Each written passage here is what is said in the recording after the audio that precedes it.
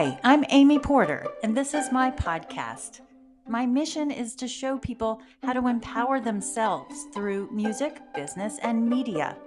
I try to see as clearly as possible how I can help. I showcase the music that I've played and the people I've met along the way. I'm a wife and a stepmom. You might know me as a professor, a performer, a producer, a publisher, a recording artist. I'm the founder of a couple of nonprofits. Welcome in to my PorterFlute Pod.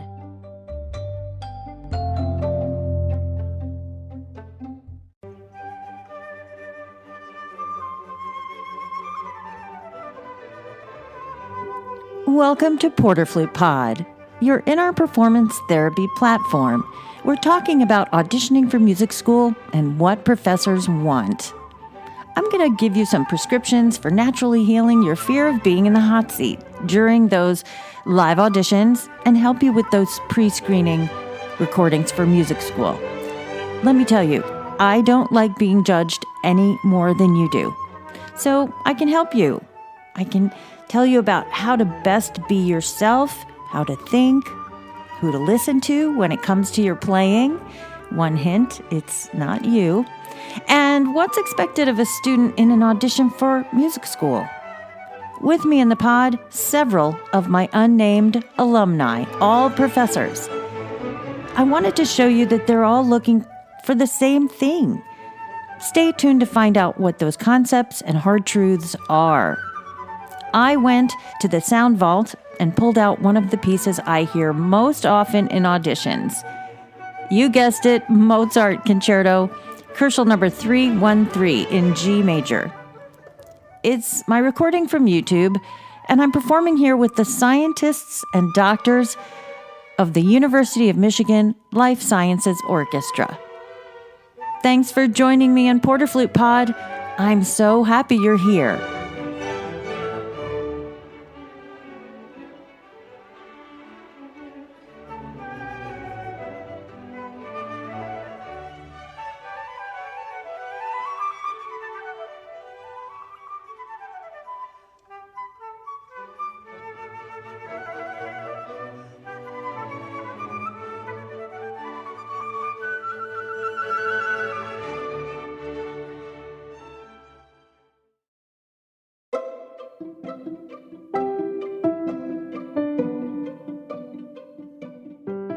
I'm calling this episode Performance Therapy because I'm coming to you with advice.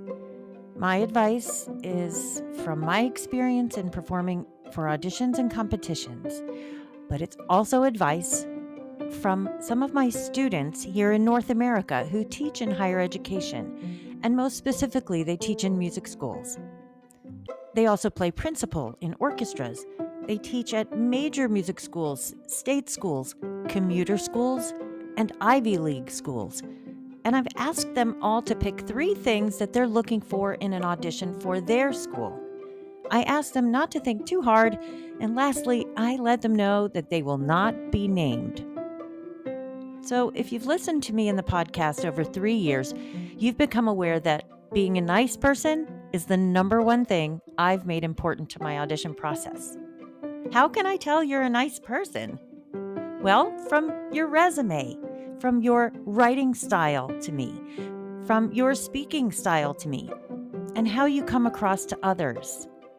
I don't know you, so I can't hear it in your playing if you're a nice person. I have to watch what's around you. I hope you understand your career starts now, the moment you decide you want to make money playing music. Your life becomes very real at that point. No more dreams, no hoping. Hope is not a strategy in music ever. I'm here to tell you to work harder and smarter. If you're looking for tips and tricks, I'm not your teacher.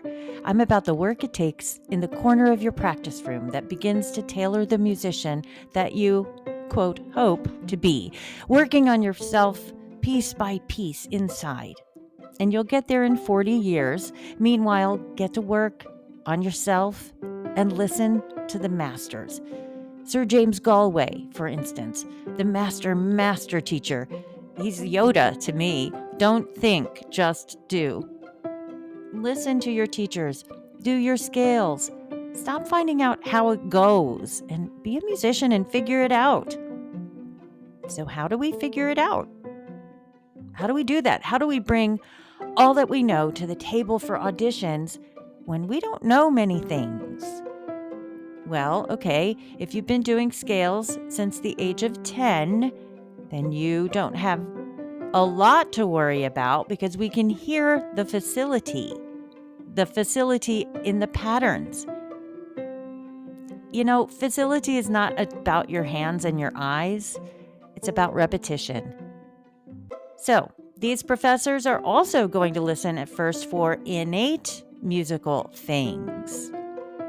Listen now as I go into the subjects that you will need to show and want to practice now for your success in an audition. Make sure you write it down because this is a decision that you're making. Take a breath. These subjects are your reality. And what's so dear to me is that I had these people in my classroom and I taught them to think on their own about what it is they consider beautiful music making.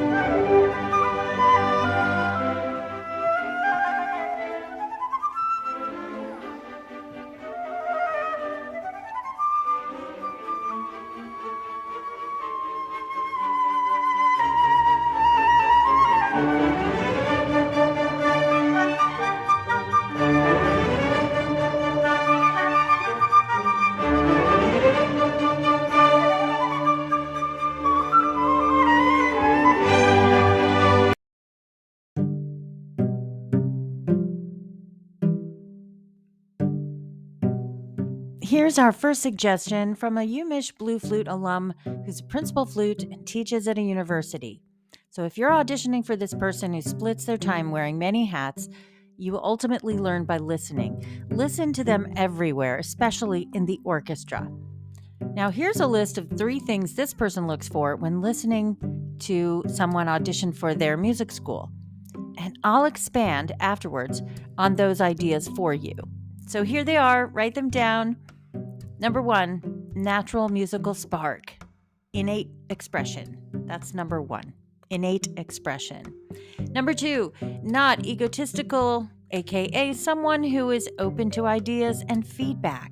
And number 3, solid work ethic. Okay, let's chat about those 3 things for a minute. Innate comes from the inside and can't be bought. So if you have the natural musical spark, you know what I'm talking about.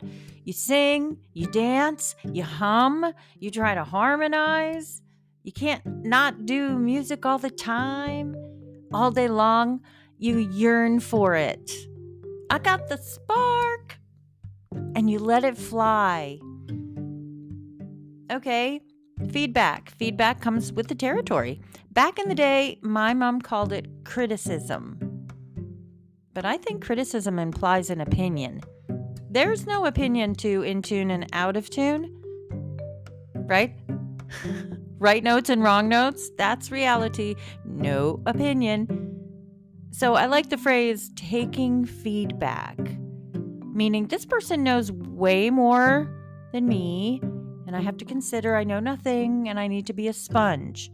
That's taking feedback. Okay, solid work ethic. Oh my goodness, that must be taught. That's about doing the work. If you don't do the work won't get done. And the ego will take over, letting you believe you are correct. You're not going to get to where you want to be by deluding yourself. So remember your inches before you look at the miles you've come. So here's a quote from the late conductor, Lorin Maazel. He said, "I come to a performance of music that I know very well as if I were performing it for the first time. Every day is a new day, a new experience. This is the way I approach a masterpiece. A masterpiece can never age. It's only the people who perform it or listen to it who become insensitive to it. If you come with a fresh feeling towards a masterpiece, it will always feel fresh and give you the benefit of its genius."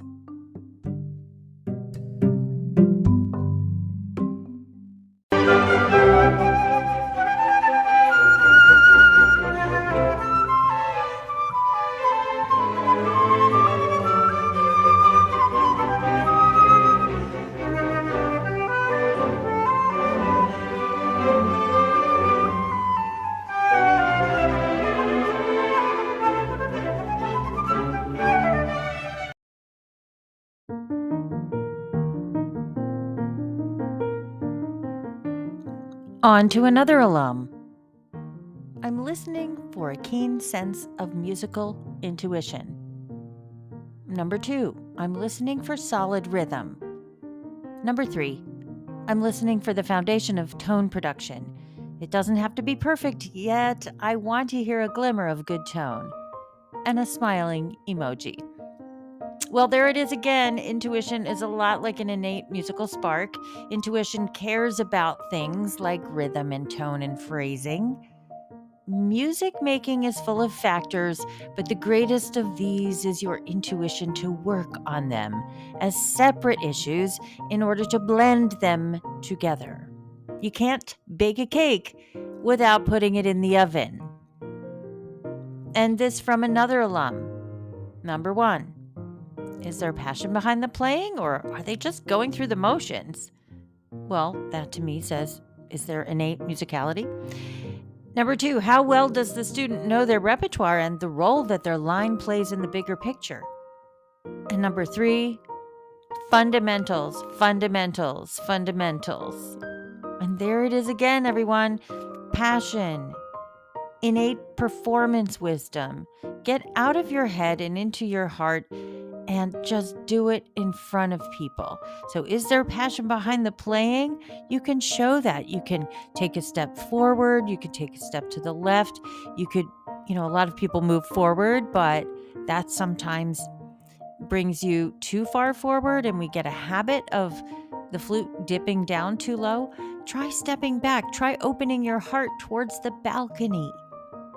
So show your passion by memorizing or really releasing yourself from the music and the music stand, and show the fact that you understand the phrasing.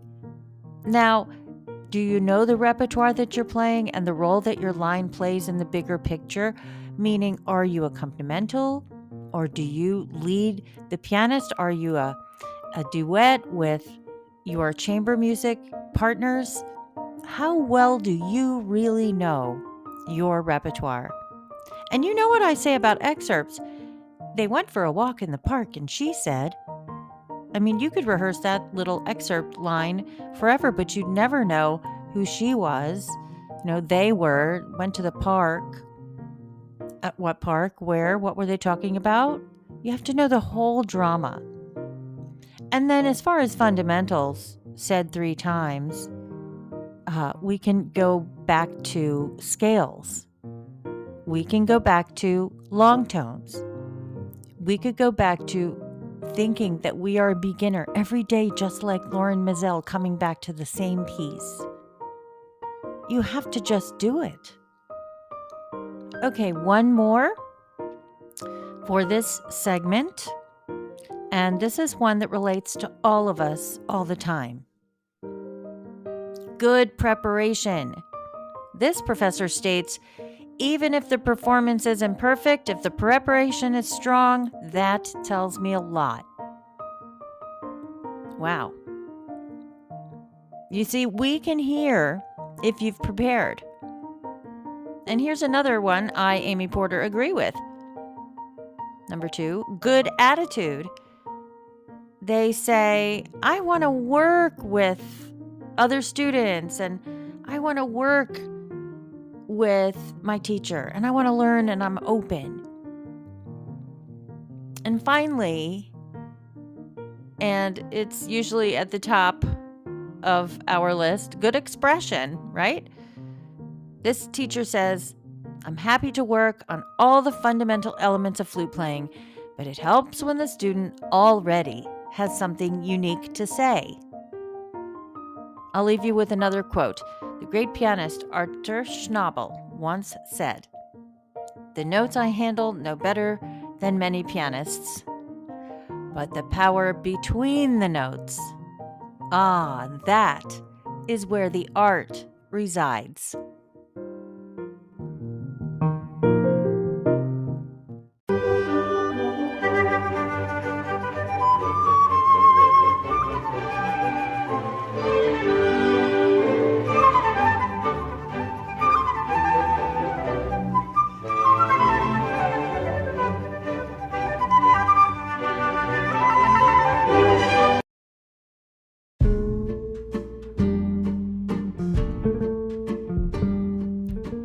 On to the next professor.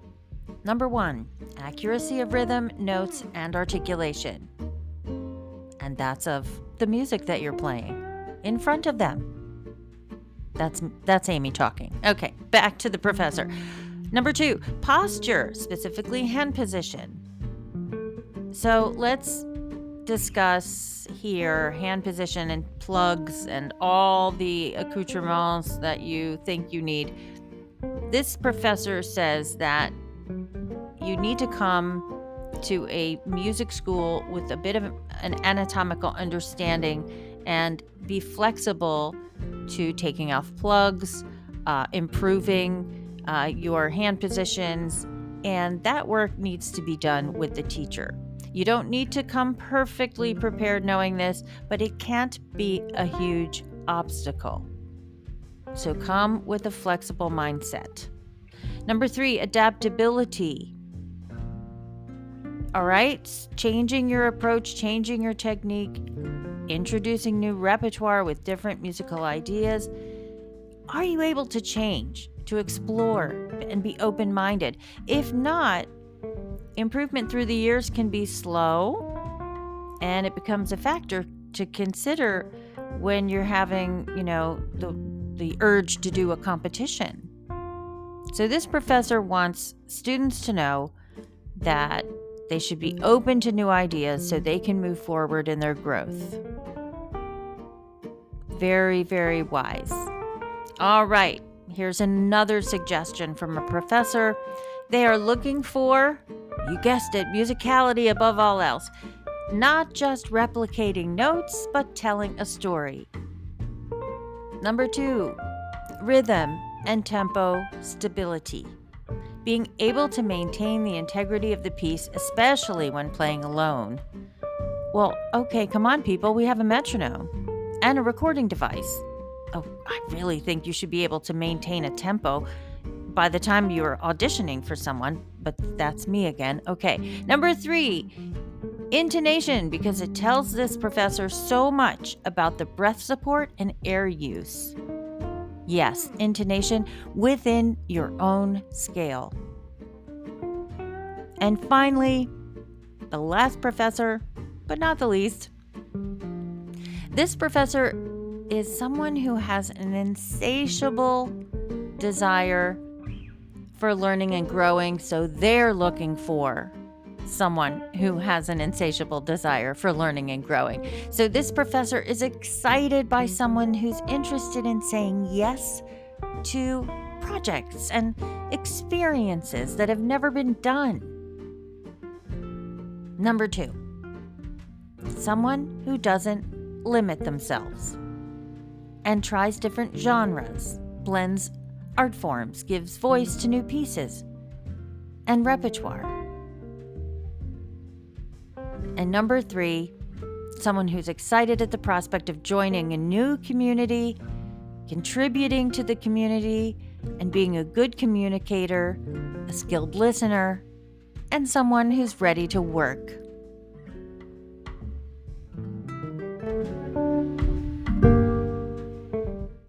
If you've been taking notes, then you're noticing a recurring theme. This goes for anyone who's taking an audition of any kind. You should feel that you have done the work, and then you have confidence that you've done the work. You know what you're doing to the best of your ability, and you can show your passion, your fundamentals, your flexibility, and your desire for change.